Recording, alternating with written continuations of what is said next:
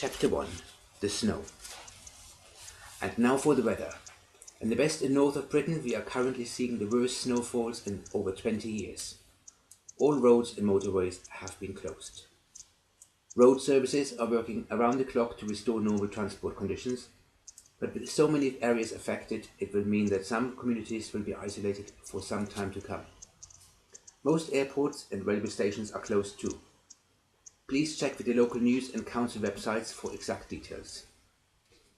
People are advised to stay indoors and make only essential trips while the snow is still falling so heavily. Please remember to stay safe. In other news, Sharon Cole has been replaced on the X Factor panel by Bebe Bollinger. The industry is in shock over the surprise choice. Apparently, this is Simon Cowell's dream cast ever since the beginning of the show. Younger people may not be aware of Bollinger's singing career in the 1980s, but the move is rumoured to be a part of a wider comeback plan for the retired singer. Bebe Bollinger was torn from a magic dream by the piercing sound of her alarm clock. He swiftly switched the thing off and rolled back on her pillow, smiling and indulging herself for a few more moments at the idea of a return to the limelight. The mere thought gave her a surge of energy. She bounded out of bed, and her niece immediately let her know that bounding was not a good idea.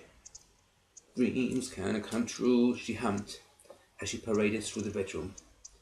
As she pulled back the curtain, she saw that at least one part of her newsflash dream had come true. She looked with amazement at the snow-covered landscape. It was just as the announcer in her dream had foretold. She could hardly even make out her car beneath the huge amounts of snow. Trees, bushes and fields were all only vaguely distinguishable, and the snow kept falling in heavy flurries. For more than 24 years, Bebe had lived in the hamlet of Glengarry, and not once had there been bad weather like this. There had to be at least a meter. Everything had turned into a winter wonderland, but as beautiful as it looked, there were practicalities to be considered. She and her neighbours were cut off from the world. With snow this high, no regular car would be able to drive the few miles to the main road, and it was too far to walk to the rest of civilization. There had been weather warnings on the radio, but Bebe had heard such grim predictions many times in the past, and nothing had ever come of them. Only the day before, the teller at her bank had told her that it might be as severe as the winters of 1947 and 1963. She had gasped at the impertinence of the woman for implying that Bebe should have first-hand knowledge of those years. Yes, she had been around in 63, but liked to pretend otherwise. Anyway, for Glengarry, such conditions were totally unheard of. No one could blame her for being surprised that this time the weatherman had actually been right. If she had known that this amount of snow was a real possibility, then of course she would have joined the panic buyers at the supermarkets and petrol stations over the past few days. After the incidents with the bank teller, she had walked the aisles of the local superstore and had been disgusted by the scramble for goods.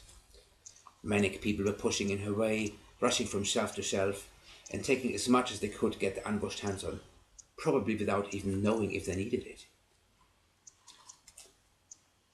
Bebe refused to be seen pushing towards the emptying shelves. She only bought a few essential and left as soon as she could get out. Now that she was actually snowed in, it looked as if she would be stuck with the little provisions she had brought home that day. Bebe's larder was filled with snacks, so she wouldn't starve. Also, theoretically, she had planned to go on a diet in the new year, always ready for that return to the musical stage.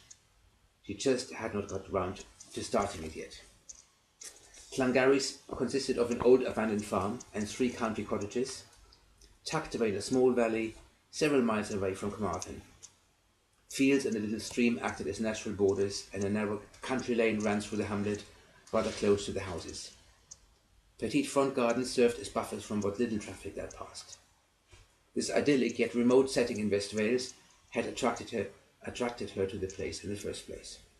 Her singing career had just come to an unexpected halt, and this cottage, a listed building with large thatched roof, shielded her from the press and paparazzi, eager to pursue the small-scale scandal about the end of her marriage. That breakup had heralded her unexpected departure from the recording studios of London, leaving her resentful and suspicious of everyone. After years of fame and socializing with the rich and powerful, the last thing she wanted was to be plagued by a group of nobodies. so she avoided the farmer and her neighbours.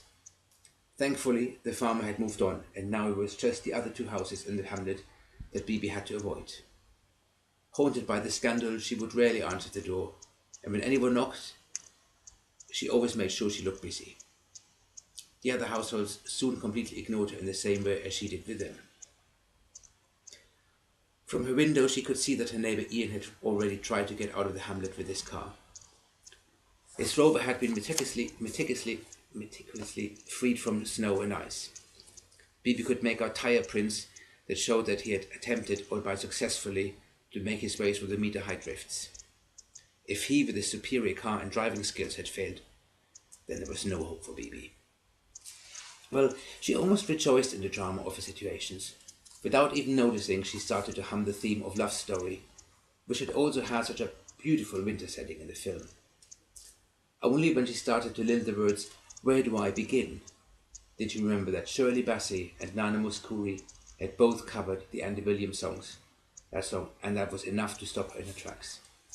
A wave of envy rushed over her. Those two women. They had managed to make it big in a small market that should have belonged exclusively to Bebe. She decided to go outside and examine the situation firsthand. She put on her big mink coat, her Russian-style hat, also made of fur, and the warm leather winter boots. She adored this look. In her mind, it was the perfect cross of Dr. Zhivago meets Sex in the City. She looked herself up and down in the mirror before making it to the door. A former publicist had been so bold as to call it the babushka look. Bebe found the word distasteful. It rang too much of Kate Bush, another musician whose guts she hated, and because the remark put her prematurely in the casting category of older women and mothers. It was no wonder she let said publicist go.